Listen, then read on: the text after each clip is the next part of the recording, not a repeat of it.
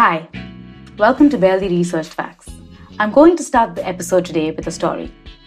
Keeping in theme, but we'll get to that in a bit. In 1938, actors Orson Welles and John Houseman broadcast a radio adaptation of the famous play War of the Worlds on the Columbia Radio Network. The play is an adaptation of an even more famous novel by the same name, and it tells the story of the invasion of Britain and subsequently of the entire world by Martian invaders. It's an iconic sci-fi story, but coming back to 1938, when the radio version was released in America, it led to panic amongst listeners of a real-life Martian attack. That panic died down eventually, but years after all the hullabaloo had gone, the UNESCO declared 30th October as World Audio Drama Day. Keeping this in mind, today's episode is just that. Our tribute to the wonderful world of audio drama through some truly bone-chilling stories.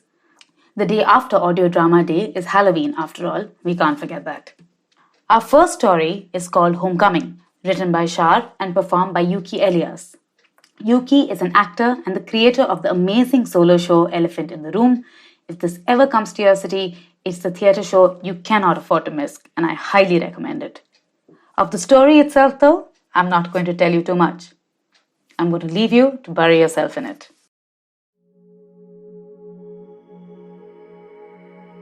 This is a story of one day, albeit a small, inconsequential day, in the lives of all those who were unaware of Lucy's existence. Or mine, for that matter. But I knew Lucy, and so the story is of the day that changed my life forever. It was bright and sunny, just like my mood. Everyone in the family was at our place. Everyone who cared, at least. Auntie Pragya, Uncle Michelle, my parents, my grandparents, and of course, Auntie Shirley. She wasn't anywhere in sight, probably in the kitchen crying. I always thought she was a silly old fool. What was that DC sir used to say? Ah yes, intellectually stunted. Lucy had called the previous week. "I'm coming home," she screamed over the thwack-thwack of the helicopter she was traveling in. "But only for a day or two," she added, before my parents could get their hopes up. But here she was now, coming home. For good. Plans change, I guess. I snuck into her room as I had when I was just a kid.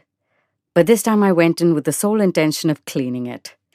Once, a long time ago, Lucy had told me that when she moved out for good, I would be free to have her room. I'd always loved it in there.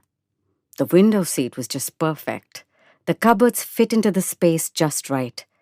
And the view was the one I had coveted the moment I had set my eyes on it. Well, it looked like all that didn't matter anymore. My sister was no ordinary girl. Oh no, she wasn't. Pride of the family, as Papa often said.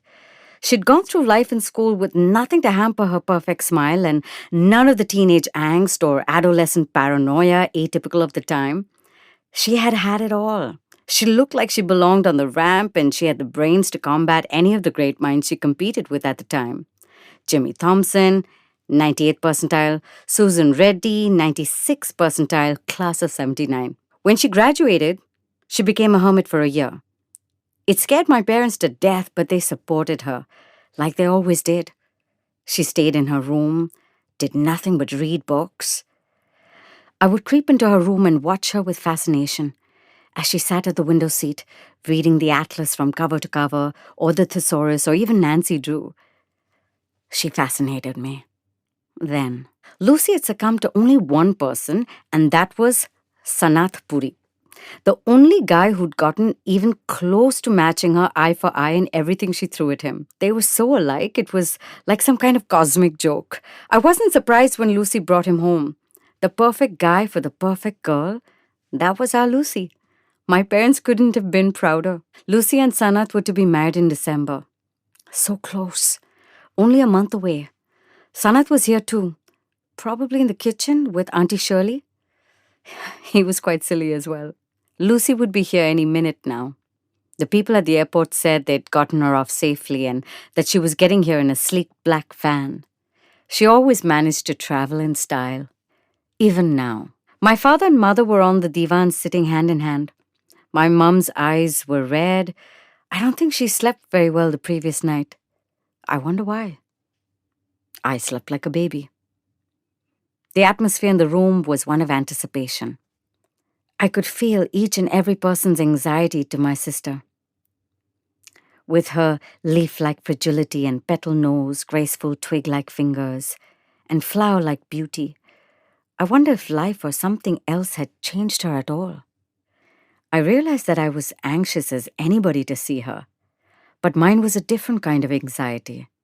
I wanted to see if it was really and truly my sister, someone I'd spent so much time idolizing, someone my parents had fawned over and given so much love and affection.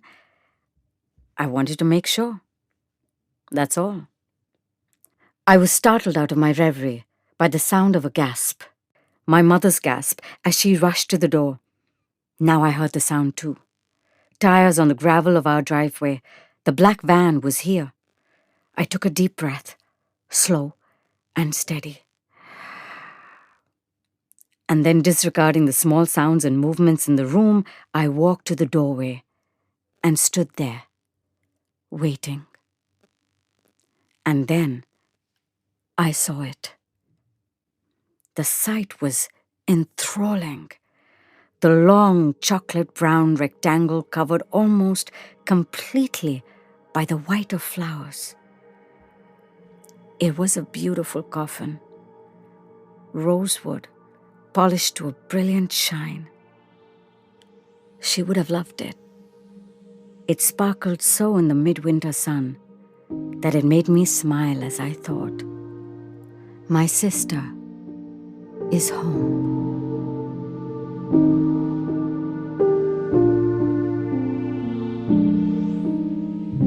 That's for today's story. Tomorrow, we'll be back with another tale to keep the mood going. If you're enjoying this little experiment, let us know. You can write into us at hi@artnowthus.in or DM us on Instagram. We're at Barely Research Facts. See you tomorrow.